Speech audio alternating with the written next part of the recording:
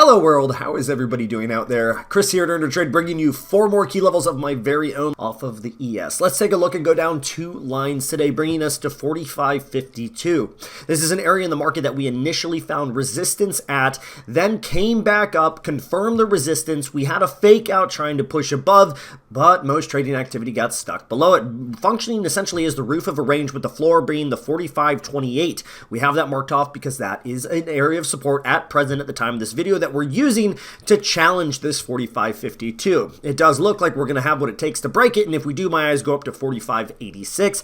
It's a higher area of resistance that you're going to have to switch to the 12-hour charts to find way back when. Then as we scroll down a little bit farther here today, we got 44.94 marked off. It's a lower area of resistance that had to be broken in order for the market to gain the surge in volume that it got. Good luck, happy trading. I'll see you all very soon.